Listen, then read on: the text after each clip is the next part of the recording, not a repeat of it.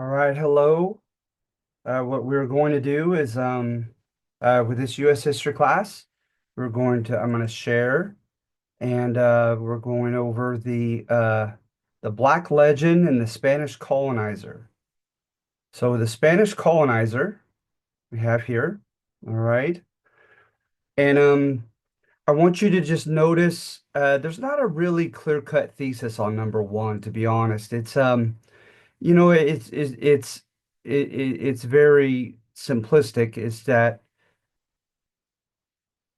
the Celtic people, then the Romans, then the Gothic Germanic people, and then feudalism, and then into early modern kingdoms, and they sum up Western Europe such as that.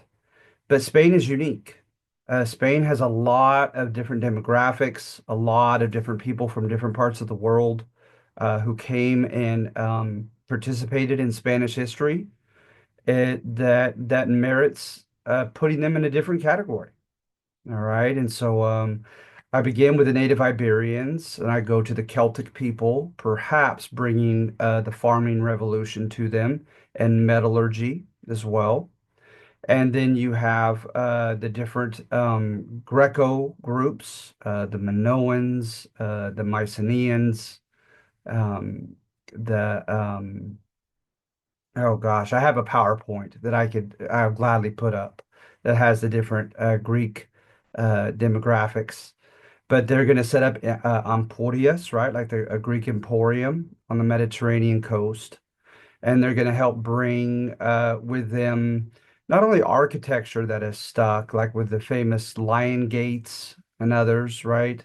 For those who fought in the Trojan War, but also uh, a a monetary system of coinage. All right. And then in addition to that, you're going to have the Lebanese coming from Tyre, and then they will colonize Carthage in North Africa, along with the Berbers and other Kushite tribal groups. And they're known as collectively as the Carthaginians, right? Like Hannibal and his elephant army that fought against Rome in the Punic Wars. They're going to colonize parts like Saguntum in Spain, and they're going to leave their mark as well. Then the Romans by 200 BC are going to come and split what they call Hispania, where we get the term Hispanic for the Iberian Peninsula and for Latino people. And so they split Hispania hither and Hispania thither, further away. And they're going to have colonies of successful Roman soldiers who are going to be entitled to the forced labor of the native Iberians to work for them on their behalf. And that is an irony that's coming up on number two. I believe it's number two. One of the ironies that Spain is going to carry out some of the imperialistic practices that had been practiced upon her by groups like the Romans. And so then Rome will fall by the 400s AD, and the Visigoths come in. And what's unique about the Visigoths is although they are the Germanic conquerors, they make Spain over much in the Latin image of Rome, which doesn't happen too often, right? When you militarily defeat another nation state and liken your colony to them, it just doesn't happen too often in history. So they're going to have a very romantic, Roman-like constitution, language, and culture. All right, and that will last until 711, and that's when Ibn al-Tariq and his Berber and Moor and of course Arabic army come in and conquer Spain and call it Al-Andalus, from which they get the term Andalusia in southern Spain. And it becomes part of the Umayyad Caliphate for quite some time. And they won't break free from that until 1492, the same year that they happened upon the Caribbean and the Western Hemisphere. All right. So Spain is very diverse, very diverse. All right. Two ironies. I've already mentioned one is Spain is going to carry out some of the same imperialistic practices that were used upon her by the Romans, by the Umayyad Caliphate, etc., by the Visigoths, and use those practices on the Native Americans. All right. Another irony is that Spain did not Spain, that which Spain considered kind of an accoutrement to civilization, a sine qua non of being superior to the Native Americans, the Spaniards did not come up with those accoutrements to civilization themselves. They piggybacked off of other people. And so you have a Renaissance in Cordoba under the Umayyad Caliphate. You have schooling before that, of course, with the Romans in the arts and sciences and so forth. You have the crossbow, gunpowder, etc., brought from the Crusades and through the Ottoman Turks and others that fought against the Spaniards and introduced those such things to them. And the list goes on of accoutrements to civilization that Spain took from other people. All right. The Phoenicians, a working alphabet, and the Phoenicians were their entire, okay, from Lebanon. Let's see here.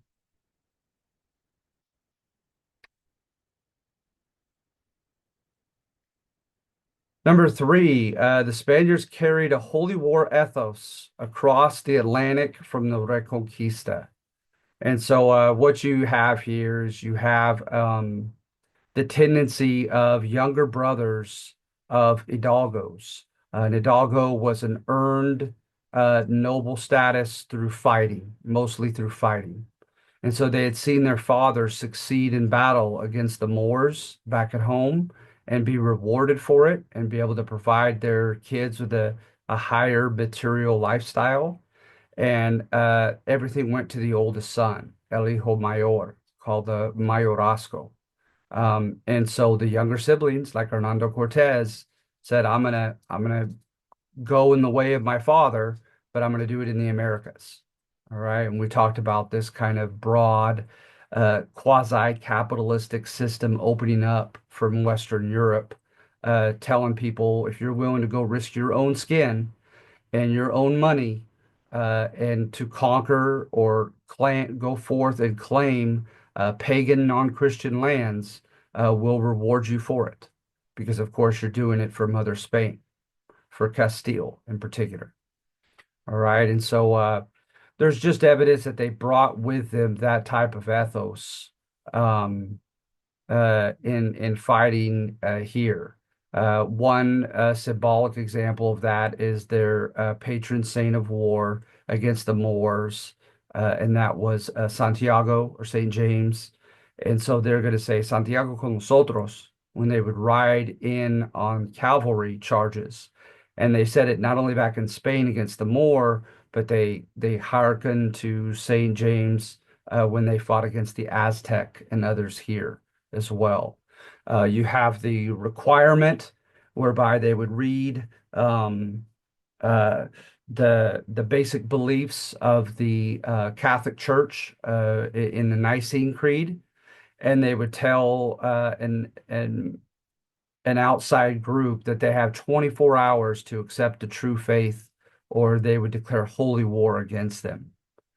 Right. So you had avenues like that because the Tordesillas and the other treaties by Pope Alexander VI, who himself was a Spaniard, they were kind of broad open in the sense that they said, okay, I will grant you as the Pope entitlement to the Americas, Spain and Portugal, but in return, you must protect and you must evangelize them and make Christians of them. Well, how? By what manner? Do you give them the choice and free will? Do you force it upon them? Do you threaten violence? He didn't state. And so these different conquistadors come in and they're not clergymen. They're adventurers and soldiers of fortune, as they call themselves. And so they don't have the things of God as their top priority, many of them. So there was some kind of ruthless, you know, uh, inhumane, intolerant ways by which the Spaniards uh, brought in Catholic Christianity upon the edge of a sword and a crossbow. All right.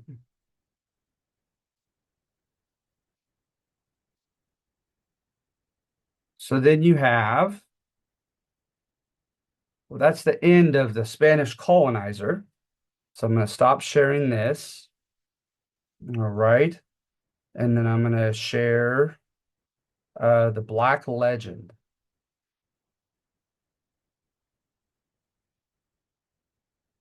You like my kids' games up here? Let's see here.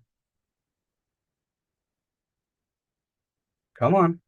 You can do it. All right.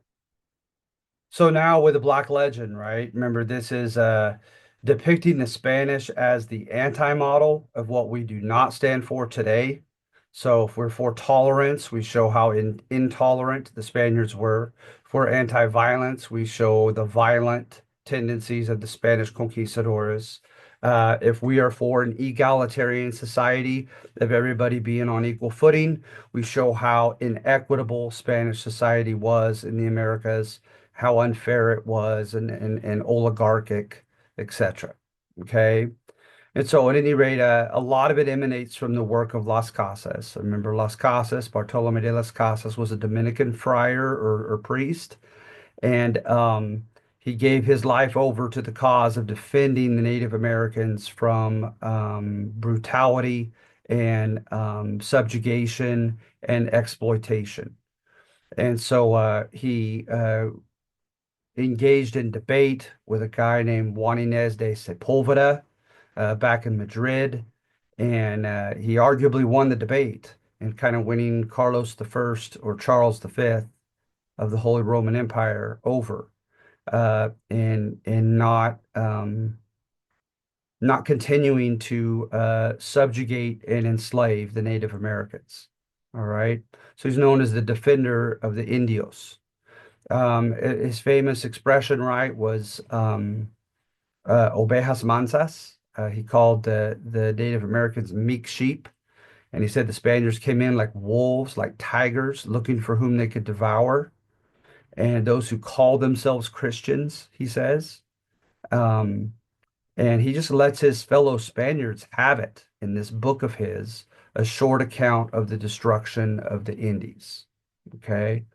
Um, so in it, right? What I'm contending on number one is he takes things out of context. He doesn't give you the full situation at hand when he gets to a certain slaughter or massacre, etc. So it really just seems like it is all just kind of wanton, kind of unprovoked, uh, just thoughtless. And there's more to it than that. If you read um, a guy named Oviedo, and if you read a guy named Castillo, they have accounts as Spanish conquistadors themselves that are much more complex. The storyline, the subplots, everything. There's a lot more going on in their books than you find in Las Casas. So for that reason, right, I subjectively think that Las Casas is not the best of historians because it doesn't give you the full picture. He's deliberately taking things out of context. He has been known to sometimes really inflate his numbers of Native Americans who died and so forth. And so perhaps a little bit of strategic exaggeration. Um, Nevertheless, the broad picture of depicting the Spaniards as intolerant, physically brutal, greedy for gold and silver, exploitative over native labor, inequitable in the type of society that they established here in the Americas, that is much more credible. that the overall um, general kind of tenor of his book, right? The general theme seems to fit. The hat, the shoes seem to fit. But again, like I said, he takes things out of context. He perhaps exaggerates. Um, he relies upon others to be testigos de vista, to be eyewitness accounts, because he wasn't here for a lot of this that he writes about, right? But I give examples of those negative qualities for the Black Legend. All right.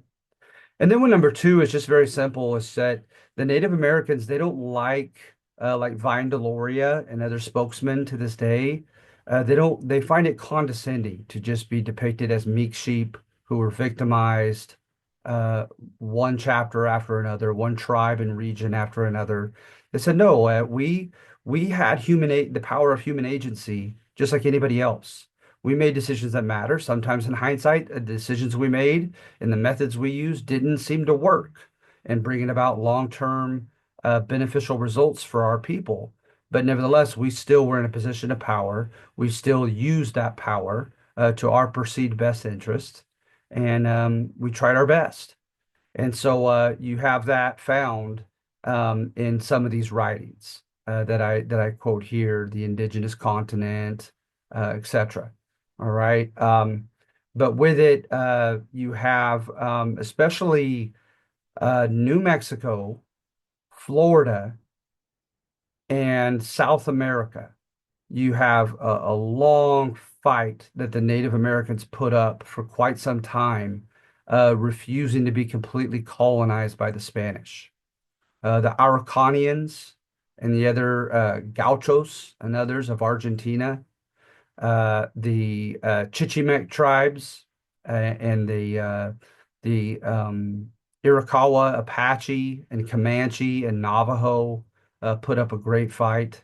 The multiple confederacies in the Southeast, in Florida, in Georgia, in Alabama, etc. The Calusa tribe and the Tallahassee and the Appalachee uh, really put up a good fight against the Spanish. And so I show that they were capable of deceit, intrigue, uh, violence, etc., right? And rebellion.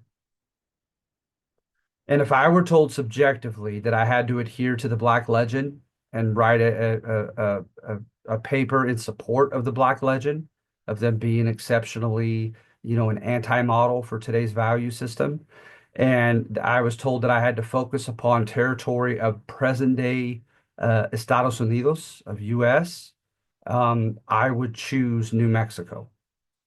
There's a book called When Jesus Came, the Corn Mothers Went Away, and it's quite interesting. It's just psychological warfare, physical brutality, rebellion. It's a very dramatic series of events. Then number three, perhaps David Boyle goes a little too far on this one, but at least he's given you some context to consider. And that is that people like Columbus were these these anonymous henchmen that were willing to do the dirty work for other people who had the money and the capital, but didn't want to risk their own necks on the line. So at this time, you have the beginnings of an early barbaric kind of opening of capitalism, right? Whereby different crowns are telling their people, hey, whoever's willing to go and conquer these islands and extract the mineral wealth, extract the spices or pepper or coffee or sugar and all these luxury goods that were just making ridiculous profits at this time. If you're willing to do that and risk your own skin, we will reward you richly for it, right? So it seemed to have been a win-win situation for these precariously standing kings and queens of Western Europe, which included, of course, Ferdinand and Isabella. And so uh, he was Genoese, right, of the Italian city-state of Genoa, and he would go to these benches at Venice and people would tell them, right? Uh, okay, good. People would look and ask him, why would I want it? Why do I want to give my money to you? Right? And his generic answer that he learned in playing the game, so to speak, was to say, I'll do whatever you ask. You want me to go to Africa, to Elmina, Luanda, these other port cities along the Gold Coast of Africa, of Western Africa? You tell me, and I'll do it. You want me to go to the Moluccas Islands and get spices? I'll do it. You want me to go to Java and get coffee? You want me to go along the Silk Roads and get silk and other Asian commodities? Just let me know. I'll do it. And that's what he learned very generically was to say yes to everything. And then as you're entrusted and you successfully bring the profits to these merchants who are putting up the money, the capital to start all these ventures, it becomes a safer and safer bet that you're going to bring them profit. They entrust you with bigger and grander and more expensive endeavors. And that's what happened with Columbus. Okay, so it's kind of throwing some of the blame off of him, saying that that's too simplistic to just simply blame him as a villain. And then number four, they had not had the scientific revolution in Spain, okay, to suspend judgment, to look at things empirically and just write down the data and your observations and your measurements and come up with a sound, inductive, reasoning conclusion. You don't have that yet until the mid 1600s. You don't have the Enlightenment until the 1740s, stating that all human beings are entitled to certain natural rights, right? That they're entitled to. Um, Classical liberalism, the idea that you do your thing and I do mine, and basically your freedom to swing your fist ends only where my nose begins. You do whatever you like, you believe whatever you want to believe in, as long as it doesn't harm me and take away my individual rights, right? To each his own, basically. Well, that's not until John Stuart Mill in the mid 1800s. So at any rate, you don't have that stuff yet, those intellectual movements, those philosophical movements. So this is all the Spanish arguably knew was fighting in the name of religion, fighting against Protestants, fighting against heretical Catholics, fighting with or against the Spanish Inquisition, um, fighting on behalf of the Holy Roman Empire and trying to force the Flanders, which is Belgium, and the Highlands, which were the Netherlands, where the Dutch live, trying to force Catholicism on them as they were going in the way of the Protestant Reformation. Spain, that's all they knew was trying to spread the what they believed to be the true religion, even so through violent means. Okay. So I give examples of that. I give examples of how, they couldn't help themselves, that they took stands against um uh quote pagan gods that they could have just kept quiet about, because we know from the early modern era that it was possible to do that. We know it namely from the Dutch, right? The Dutch are one of the only groups that are allowed to stay in Tokugawa, Japan, for instance, right? Because they were trusted that they would not try to impose their Christianity or any of their Western ways on the Japanese people. That they're like, hey, we're just here to make profits. We just want to trade with you. Everything else is none of our business. And it's like the Spanish could not do that. Um, so at any rate, yeah, you see these types of things and their religious upbringing, right? Notice I have some scripture here that states that these false gods are not only mythical, but they're actually demonic.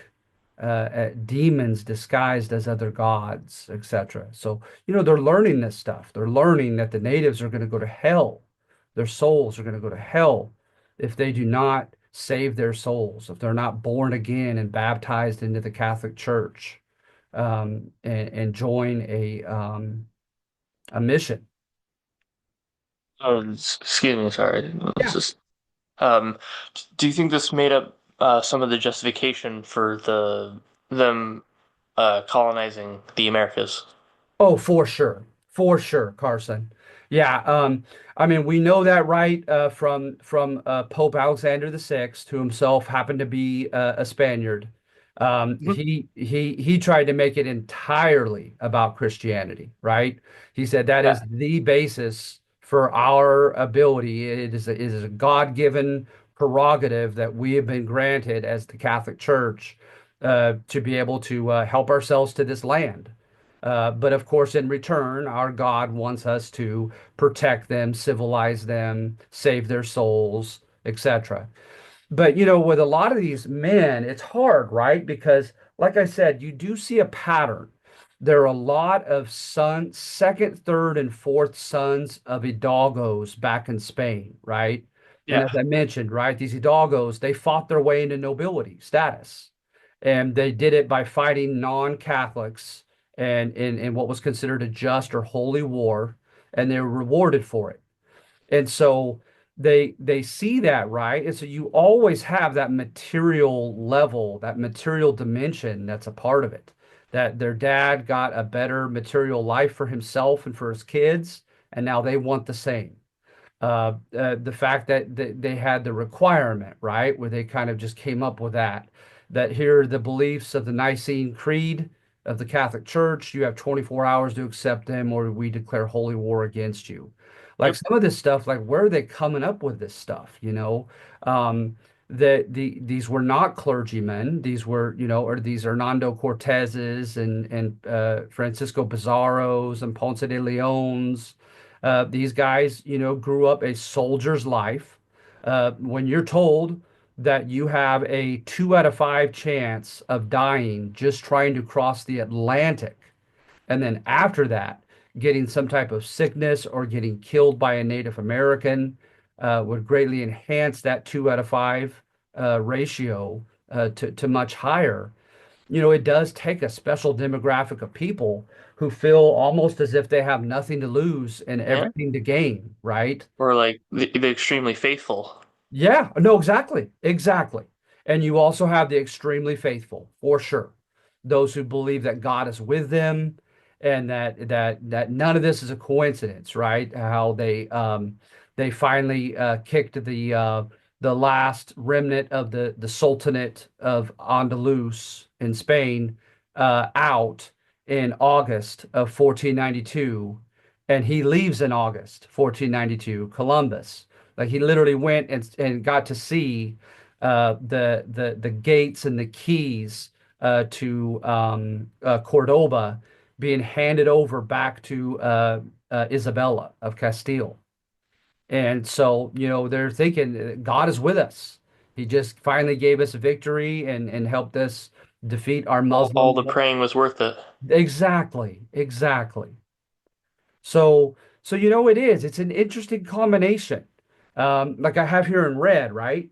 You have Hernando Cortez. He was not especially trained for the priesthood or anything like that I've ever read of. I mean, he was trained to be a scribe. He had education, but not particularly tailored to the clergy, right? And he goes on this walk with Moctezuma II, according to Castillo's account, which is a very well-known book.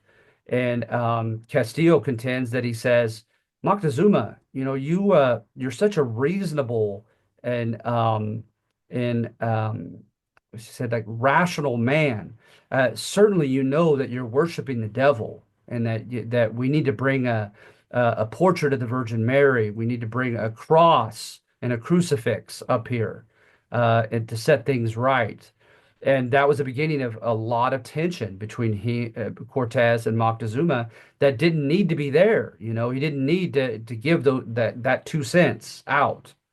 And because again, he's not a clergyman, that's not his job particularly to do that.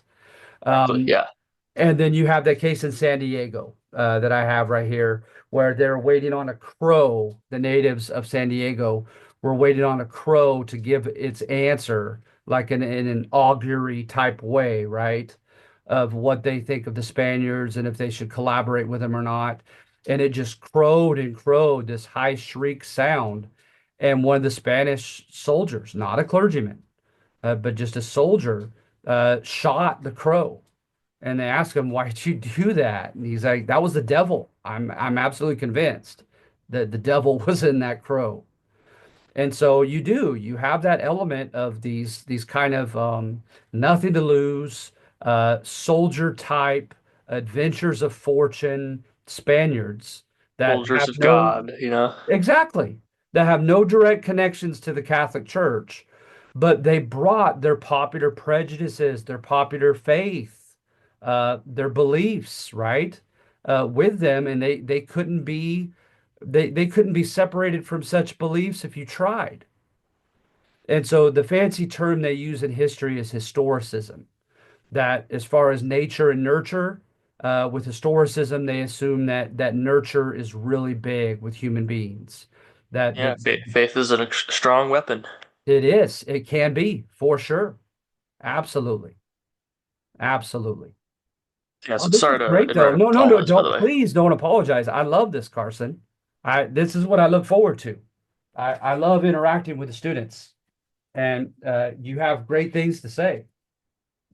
No, no, I just want to, I don't know, a lot of this is kind of, I wonder about sometimes, Sure. especially when reading some of this. Sure. No, absolutely. And but you're absolutely right. It could be quite a source of assurance and confidence, courage, right? Those Spaniards, Cortez and those guys came into Tenochtitlan. They said there were easily a quarter of a million people in Tenochtitlan, and there were just like 618 Spaniards coming in.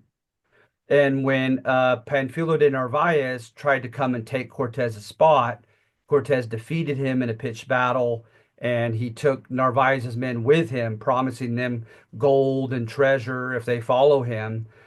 Even at that point, the numbers got augmented to maybe about 1,500. So you're looking at, 1,500 soldiers surrounded by 250,000 people. And that's just in the immediate environs of Tenochtitlan, because they believed that there were at least 2.5 million in the Aztec Empire. So that Yeah, that they takes that takes some faith, man. That takes some courage to come in face like down that. that many people. Yeah, yeah, it's crazy. And Uh, so, and of course, there's no way that I think they could have known that one of Pedro de Narvaez's men had smallpox, and it would spread like wildfire amongst the Aztec. that's And true, yeah. and they didn't know, as they were on their way to the capital, they didn't know that they were going to pick up so many Tlaxcalan and Sempiloan native allies who despised the Aztec and fought in the tens of thousands with the conquistadores against their rival Aztec. But they couldn't bank on that, They had no way of knowing that until they were literally uh, in the midst on their way to the capital. And so it takes a special kind of faith, a special kind of confidence and courage and assurance for sure. And then with number five, right, it's just I'm just showing that again as an anti-model that if we're for being egalitarian today, that Spanish America was anything but egalitarian, that it was quite inequitable. It was quite, economically and politically unfair, kind of oligarchic, with a few people enjoying most of the power and the privileges at the expense of the many. And so when you look at the political structure, very undemocratic, and very Spaniard um, uh, oriented. You have a viceroy and four different viceroyalties. You have Rio de la Plata down at the bottom of Argentina and Chile. You have uh, oh, what's the one just above that one? Rio de la Plata, viceroyalty. The oh, now it's failing me, of course. But there are at least two viceroyalties in South America, and then you have one in the Caribbean in the five Central American countries, and then you have New Spain or Mexico from Mexico City. So you have about four different viceroys. They have the power of imposing and executing the laws of New Spain and or of the Americas, right? But the Hmm. laws themselves are written up by the Council of the Indies. And the Council of the Indies were a very select group, a small in number select group. Like at one time, I think there were only like literally five men. The Archbishop of Toledo, the certain really high-ranking name ranking in Spanish society was part of it. I think the predecessor to Tomás de Torquemada, the guy that ran the Spanish Inquisition, like just very select group of only about five guys. They would write down the laws of Castile, which were Isabella's realm, and they would try to adapt them to American circumstances. So these men would write up this Castilian based constitution for the Americas. They would have viceroys handpick Spaniards to come and enforce them. Then the viceroys would handpick their governors, and then the viceroys also would help handpick the corregidores.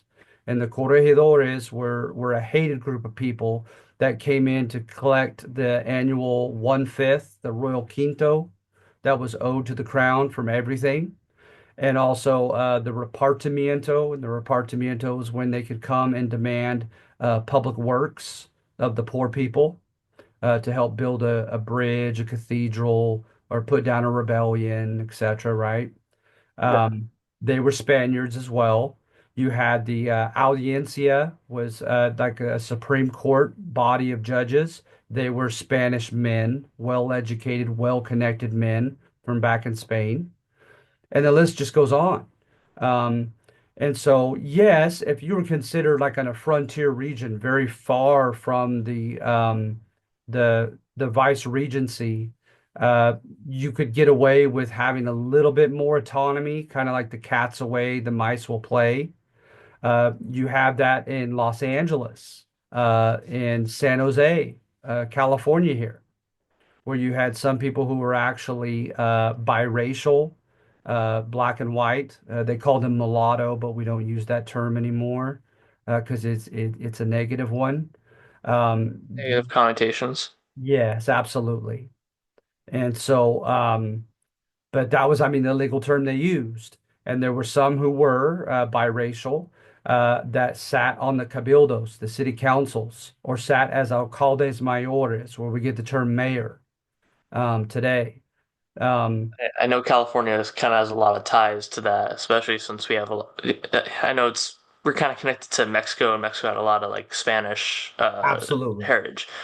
Why, and that's also why we have like a lot of churches and whatnot, like That's missions. that's right.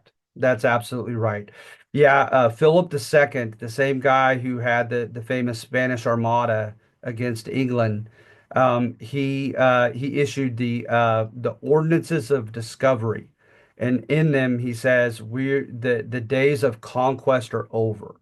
That if we're going to spread Christianity, if we're going to spread the Castilian Spanish flag, we're going to do it peacefully.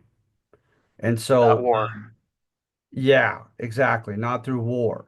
And so that's when in 1769, you also had the Bourbon reforms with new Bourbon kings from France on the throne of Spain. and they kind of piggybacked off his ordinances of discovery. And so in 1769 they issued the Sacred Expedition, right? And they're going to found 21 missions.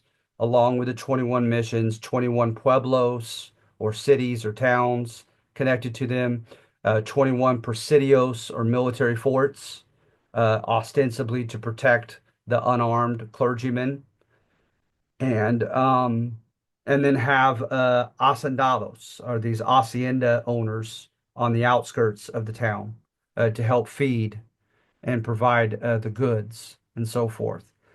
And you have all kinds of different depictions of the missions, as we can get down to actually right here. But uh, but notice one other thing on number five is they somewhat issued they had monopolies through their House of Trade, um, with Spanish America, but they actually made a chart and they tried to systematize this gradation of pigments of skin, basically. They call it a Chilean anthropologist called it a pigmentocracy back in the 1970s, and the name is stuck, and so they still use it. Was it like how to treat people, sort of like by their Yeah, skin? exactly. How to treat people, how highly to esteem them, and also what should be available to whom as far as a political office, etc. And Huh. what should be considered appropriate or inappropriate. So it's very difficult to see, but you have an Espanol with an India, and that produces a mestizo as their child. Then that mestizo grows up. If he marries up with a Spanish woman, their child is a castizo. Then if that castizo grows up and marries up again to another Spanish woman, now their child once again is considered a Spaniard. Oh, Crazy stuff. yeah, 100%. Yeah, it is. It's almost bizarre. Um, and what's crazy too is that if you engaged in some type of meritorious act, like you saved a rich Spaniard's son from drowning in a river or something, right? You could get a gracias al sacar note, and like thank you for getting me out note. And Thanks for saving me. I kid you not, and you have to carry it with you, and it was to be notarized, and that people were to recognize, no matter how dark your skin was, that you were to be treated as a Spaniard. Yeah, I kid you Yeah. not. If you saved someone and you had to carry that around, and it doesn't matter how dark your skin is, you have to be considered like a Spaniard. Yes, that's right, Yeah. according to that piece of paper. Yeah. So, to this day, like the power of like aesthetics, right? Of a culture's notion of what is beauty and so forth. You have plenty of cultures and plenty of people that have varied, whether it's like, the size of someone, like the weight of someone, with their physiogeny, or however you say that word, and then also coloring. And you've had some people like the dark and the exotic, but in Latin America, right, oftentimes that which was considered beautiful, that which was considered very respectable, were like the anomalous green or blue eyes, and hair that's like rubio, that's like blonde, and lighter skinned. It's really something else.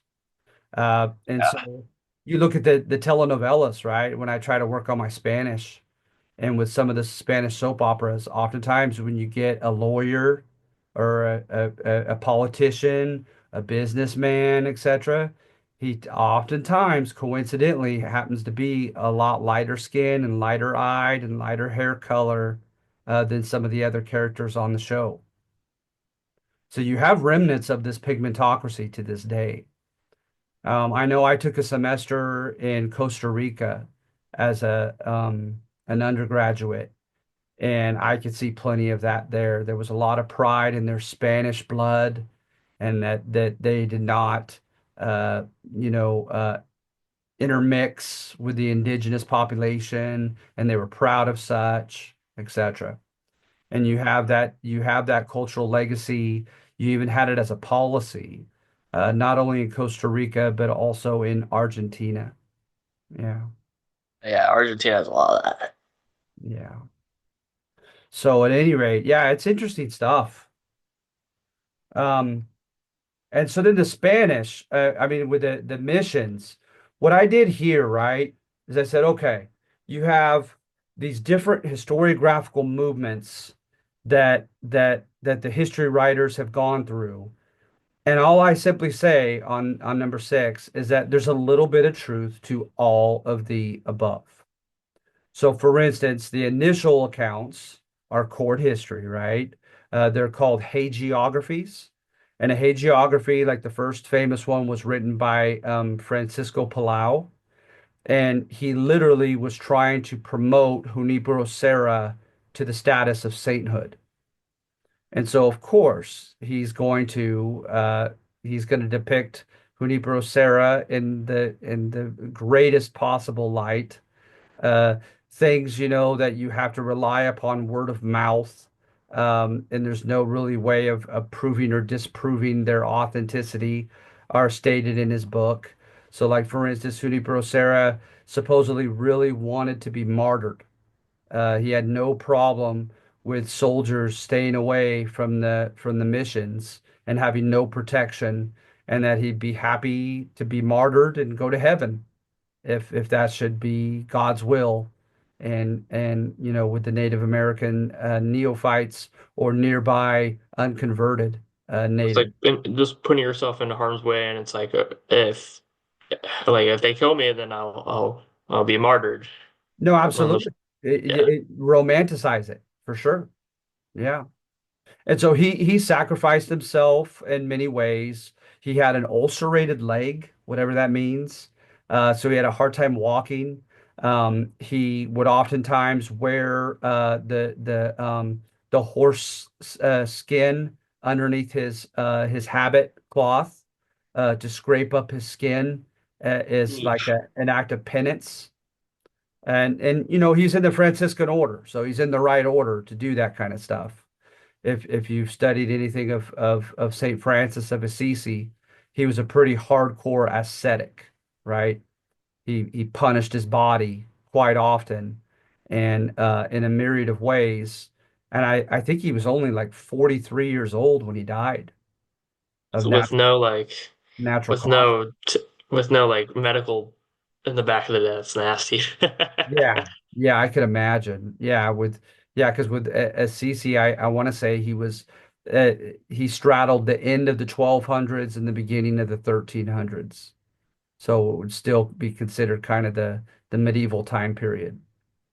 But yeah, so with Junipero Serra, you know, he constantly fought for the rights of the natives not to be enslaved by the nearby soldiers, not to be mistreated by the soldiers, not to have the hacendados try to bribe them to work on their haciendas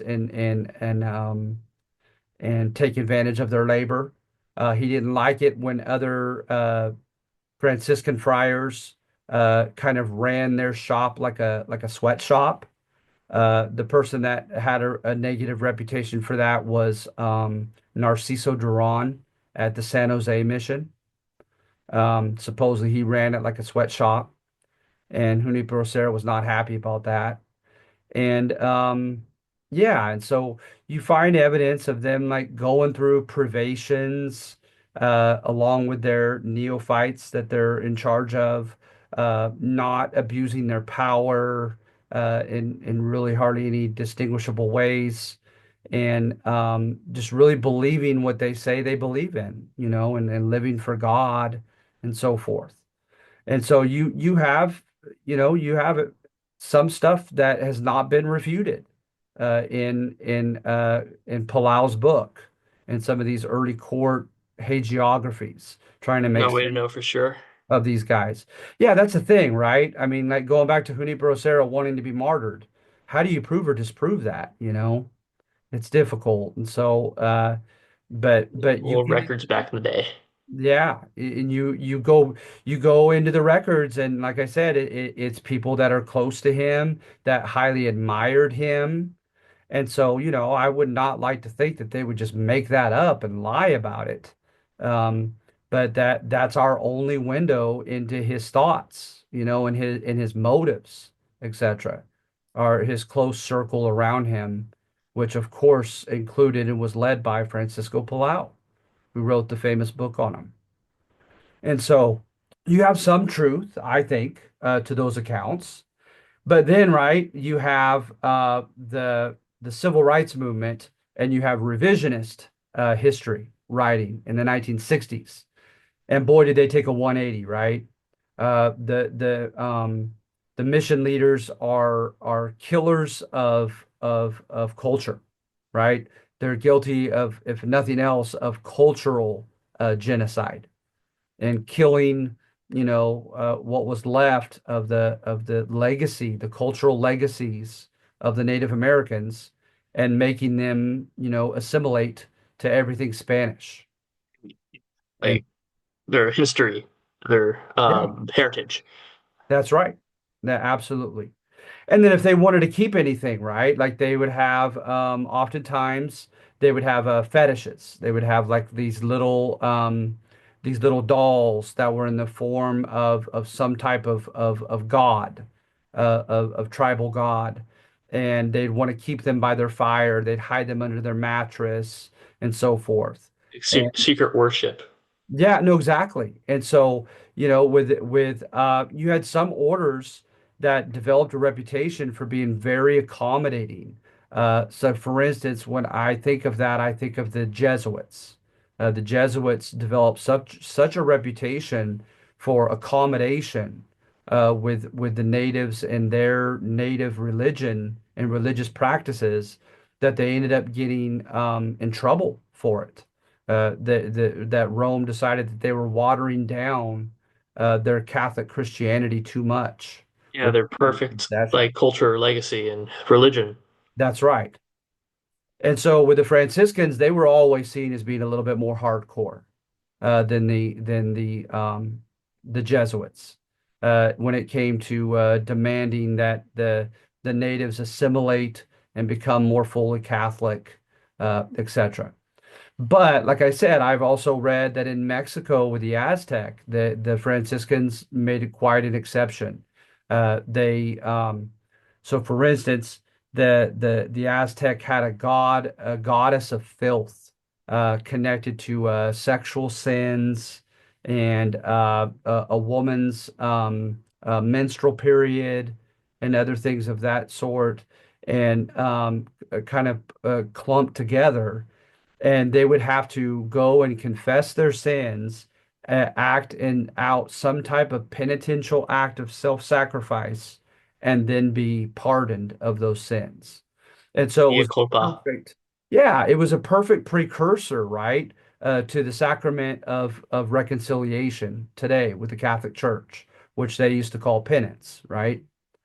And so it was perfect. But what they would do is they would only do it twice a year. And they did not like verbally talking about their sins. They had something that was akin to like a chalkboard that they would write on, evidently, of their sins in a more kind of, Non-verbal way. nonverbal way. Exactly. And so the Franciscans, they were okay with that. They ran with that and said, okay, fine, just twice a year then, and you don't have to verbalize it like others are asked to do. And of course, when you had the occasion with Juan Diego, and he contended that the Virgin Mary came to him, and he had a tilma or a cloak, and this tilma, to this day, it almost is interpreted like a shroud of Turin, right? With the shroud of Turin, with that just crazy image of what may have looked like Christ, and him crucified and all that, under that shroud. You have substances that create the colors schemes in the picture of the Virgin Mary on that tilma of Juan Diego that they have no answer for. Because normally it was like cochineal was red, um, uh, indigo was blue, lapis lazuli was blue, and they knew the sources of these colors and natural paints, but not Oh, so with this tilma. It's mysterious, and they have it held in the cathedral in Mexico City to this day. And so the indigenous just ran with that, and said, "Oh, look, the Virgin Mary appeared of all people to an indigenous young man named Juan Diego." And so, freedom of his sin. I'm sorry. She had to free him of his sin. Uh-huh. Yeah. Yeah. And so, so you have a lot of interesting stuff whereby there's going to be a lot of mixing, cultural mixing between the Mexican uh, indigenous people and the Spaniards of Mexico. Um, and so that happened here in California as well. It was not just one-sided cultural genocide, but is there some truth to that? Was there also physical punishment and other things that happened that were quite coercive in the missions. Absolutely. So you have some truth to those accounts from the civil rights era, and then And like you said, there is no way to prove or disprove that, especially now with it the records is. and all that. We're very there's a very finite number of primary sources from the time period that we're stuck with. That and I mean stuck with in that we don't feel like we have enough. Yeah. Make a definitive counter Conclusion. argument to it. Exactly. Exactly. So and then in the 90s, right, they said, okay, we're going to highlight Native American agency. And one of the main ways in which that seems to have been demonstrated in the primary sources is the desire for their labor. You had soldiers who wanted to commandeer the labor of the indigenous people. You had clergymen, obviously, who wanted the people to stay on their missions and continue to do manual labor and skilled work on the missions because the missions were a lot of them ended up becoming highly productive, highly profitable institutions. Like I said, especially San Jose. And so you have that, and then you have the hacendados of the haciendas who were trying to get the natives to labor for them as well. So the natives were no dummies. They said, okay, what's in it for us? And they would make them kind of try to in a good competitive sense try to vie or compete for their services. There were no dummies. And so that's why in California, many of them during the holidays were able to go home because it had once been assumed that if they go home, they're going to revert to their pagan ways, back with their old family members and non-Christian loved ones, and their souls will be lost. So you can't let them leave the mission without special permission. But that ended up being dropped as a requirement because the natives just had too much pull. They had too much pull, and they demanded the right to be able to leave the missions on more than one occasion per year. So you have Native American agency, and then of course you have inadvertent damage. And inadvertent damage or harm is seen through the flora and fauna, right? The introduction of different types of weeds and grasses. The pig and cattle messed up a lot in the ecosystem, supposedly.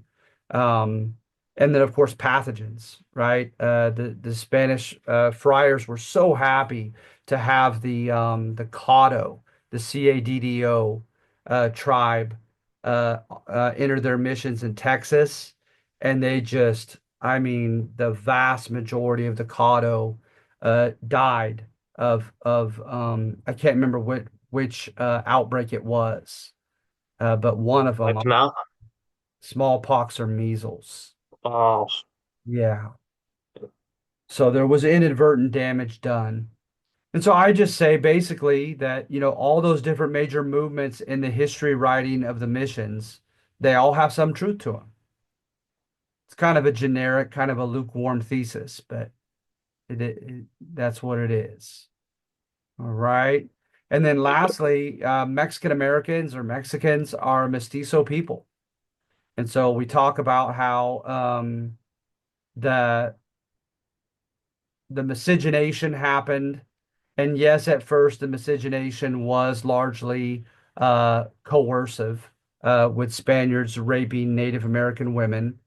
But then in 1513, something that does not happen with the English, Spanish King Ferdinand uh, opens up the um, opens up the kingdom to miscegenation, interethnic marriage and procreation. And so he's trying to, I think Ferdinand figured there's nothing he could do about that phenomenon happening anyway. So we might as well try to make it legitimize it, and make them take their Native American concubines to the local church and get married, and make it legal. So that happened in 1513, and so miscegenation, and a lot of Spanish men did not bring their wives over. It's just a fact, evidently. And so that's going to happen when you have just this concentration of just Spanish males that predominantly come over here. And We married all the Native American women and all that. that's Yeah. right. That's right. And then, of course, with the mestizo kids, right, a lot of it depended upon their dad's acknowledgement of them. If he was really in love with the mom and not ashamed of her dark skin and indigenous blood, and and really was proud of his son or daughter, but especially in that age, sadly, it was this the case of the son. Then he could have him brought to a nice school, have him try to become a local politician, try to give him to get from the House of Trade special ordinances that allow him to trade in certain profitable enterprises like cocoa and sugar and coffee or slaves, etc. So yeah, that all varied from dad to dad somewhat. Um, you have literature. You had the what is it? The Baroque movement back in Spain, and these Baroque writers, right? They would write in very, very flowery language. Oftentimes, it was with about disillusionment, about like a love that was unrequited, or some type of delusion that they had once been living under, and now they're made aware of that delusion. So, of course, arguably the most famous during the Baroque period was the early modern novel, Don Quixote, right? And so Cervantes wrote Don Quixote, and you see how his disillusionment and Broke thinking free of all the delusion. that's right, the delusion. And so a lot of that is going on, and it's no coincidence, right? Because by 1588, you had the sinking of the Spanish Armada and the humiliation before England, and you had the loss of the Netherlands, and so they're claiming that their heyday had ended as a Or super. out of their prime. Yeah, they're out of their prime, exactly. So it carried over into their Baroque movement. And so but you had writers, right? You had El Inca Garcilaso de la Vega, and he had an Incan mother and a Spanish father, and he was definitely, arguably, more proud of his mother's Incan ancestry than he was of his father's Spanish. And so he really praised the indigenous royalty of the Inca in his writings. And then you had Sor Juana Inés de la Cruz, and she wrote on behalf of women and contending that women have the right to search for truth and to speak their minds and to pursue a broad liberal education. And she was a nun, and she was still doing this, and so she was quite a figure. She cast quite a big um, just influence. I'd say shadow, but that sounds negative, and I don't mean it as negative at all. A big influence across the Atlantic Ocean. She was well known back in Spain. And so there was mixing with that. There was mixing with music. You had the zapateada movement, which was like kind of like tap dancing from Spain. And of course, you had stringed instruments, and those met with percussions and blowing instruments among the Aztec. And I have somewhere the name of the genre of music in here that really took the Latin America by storm. And it was a mixture. It was a good mixture of the two hemispheres, musical styles Hmm. and lineages. And then, of course, folklore, the Day of the Dead, the Catholic Church took on instead of them coming from Xibalba, the realm, the underworld of the dead of the Maya and the Aztec. They Pico de Mayo also. Yeah, absolutely. Cinco de Mayo will come a little bit later, but absolutely. And it's just a good mix. And so, you have La Llorona, you have the story of the Duendes, and all these cool, folklore stories that supposedly are part indigenous and part Spanish in their origin and just the list goes on and on. Of course, Mexican food, uh, as well as music and art and fashion, etc., and folklore and religion and so forth. And so they call it mestizaje in Spanish. And mestizaje refers, basically, it's kind of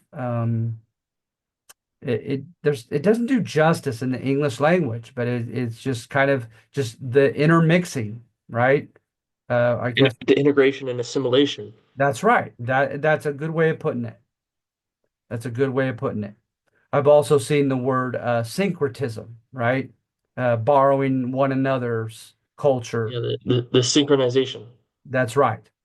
And so you have all of those definitions and those descriptions of that one word mestizaje. And of course it's literal as well. Mestizaje can mean miscegenation, like literally biologically mixing as well. So yeah, so I wanted to just share that. I know it's a U.S. history class, but of course, Mexican American history and the Latino origins of the Far West I cannot mean, die. it does tie into, how it was over here before, like what we know and like in a society. Exactly. I think so too. I think so too. Yeah. So at any rate, yeah, that's about it. I think this is the last section that we have on the Black Legend. Yeah, this is the end of the document. Um, but I tell you what, I'm so happy to have you on here and conversing with me. I can't tell you enough how much I appreciate that and how much I enjoy it.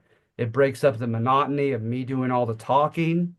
So please don't ever be bashful in doing what you did today and participating in the Zoom conference. It's enriching. It really is.